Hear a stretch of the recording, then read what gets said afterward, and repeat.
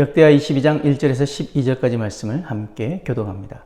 예루살렘 주민이 여호람의 막내 아들 아하시아에게 왕위를 계승하게 하였으니 이는 전에 아라비아 사람들과 함께 와서 진을 치던 부대가 그의 모든 형들을 죽였음이라. 그러므로 유다 왕 여호람의 아들 아하시아가 왕이 되었더라. 아하시아가 왕이 될 때 나이가 42세라. 예루살렘에서 1년 동안 다스리니라. 그의 어머니 이름은 아달랴요 오므리의 손녀더라. 아하시아도 아합의 길로 행하였으니 이는 그의 어머니가 꾀어 악을 행하게 하였음이라.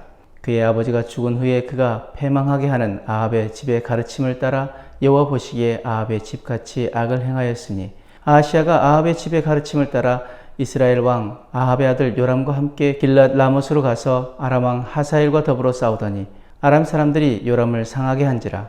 요람이 아람 왕 하사엘과 싸울 때 라마에서 맞아 상한 것을 치료하려 하여 이스라엘로 돌아왔더라. 아합의 아들 요람이 병이 있으므로 유다 왕 여호람의 아들 아사랴가 이스라엘에 내려가서 방문하였더라.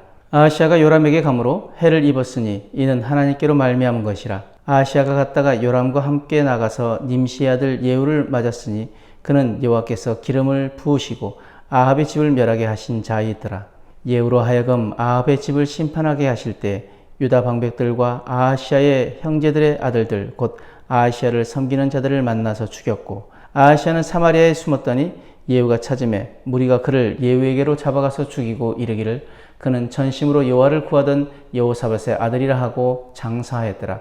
이에 아하시아의 집이 약하여 왕위를 힘으로 지키지 못하게 되니라. 아하시아의 어머니 아달랴가 자기의 아들이 죽은 것을 보고 일어나 유다 집의 왕국의 씨를 모두 진멸하였으나 왕의 딸 여호사브앗이 아하시아의 아들 요아스를 왕자들이 죽임을 당하는 중에 몰래 빼내어 그와 그의 유모를 침실에 숨겨 아달랴를 피하게 하였으므로 아달랴가 그를 죽이지 못하였더라. 여호사브앗은 여호람 왕의 딸이요 아하시아의 누이요 제사장 여호야다의 아내이더라.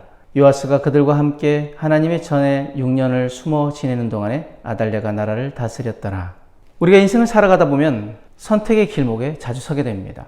이 길로 가면 성공할 것 같고 저 길로 가면 불편할 것 같기도 합니다. 그런데 성경은 분명히 말합니다. 복이 있는 사람은 악인의 길을 따르지 아니하며 죄인의 길에 서지 않는다라고 말씀합니다. 길을 잘못 들어서면 아무리 빨리 달려도 목적지에 도달할 수 없습니다.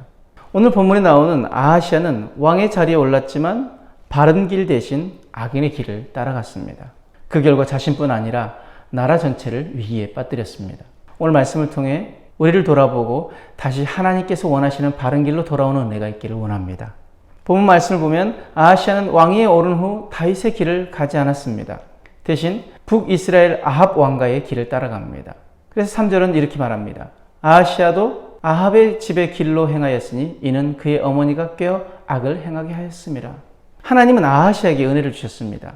아라비아 군대가 침략했을 때 아하시아는 죽음을 면했고 살아남았습니다. 그런데 그는 그 은혜를 기억하지 못했습니다. 하나님의 은혜를 깨닫지 못한 사람은 결국 자기 고집과 욕망대로 살아가게 됩니다. 우리가 하나님의 은혜를 잊을 때 우리의 삶의 위험이 시작됩니다.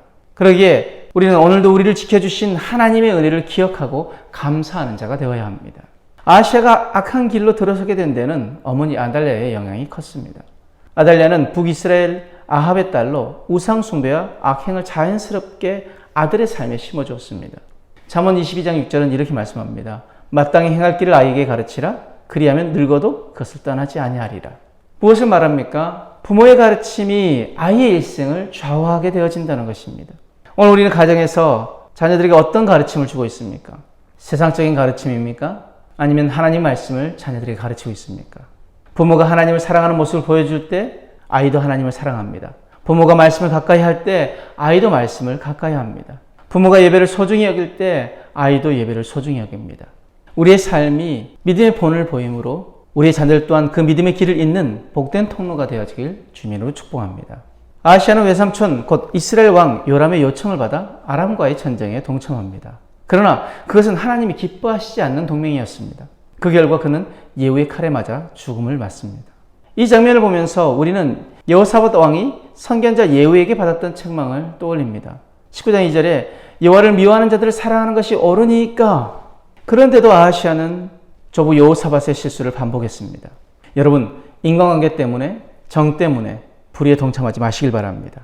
우리가 사람보다 하나님을 더 두려워할 때 우리는 비로소 바른 길을 걸을 수 있습니다. 아하시아가 죽자 그의 어머니 아달랴는 권력을 잡기 위해 모든 왕족을 몰살하려 했습니다. 여기서 다윗의 왕조가 끝난 것처럼 보입니다. 그러나 하나님은 다윗과의 언약을 신실하게 지키셨습니다. 아하시아의 누이 여호사밧이 어린 아기 요아스를 몰래 성전에 숨겼습니다. 하나님께서는 요아스를 통해서 다윗의 언약을 이어가셨습니다. 여러분, 절망 같아 보이는 순간에도 하나님은 희망을 숨겨두십니다. 고난 속에서도 하나님은 우리를 여전히 붙드십니다. 낙심할 때도 하나님은 소망의 불씨를 지켜주십니다. 오늘 혹시 삶이 막막하십니까? 기억하십시오. 하나님은 여전히 우리의 삶에서 일하고 계십니다. 오늘 말씀을 통해 본문은 우리에게 분명한 교훈을 줍니다. 첫 번째, 하나님의 은혜를 잊지 말라는 것입니다. 두 번째, 부모와 가정은 믿음의 본을 보여야 한다는 것입니다. 세 번째, 관계 때문에 불의에 동참하지 말라는 것입니다. 네 번째, 절망 속에서도 하나님은 소망을 남겨두셨다는 것입니다.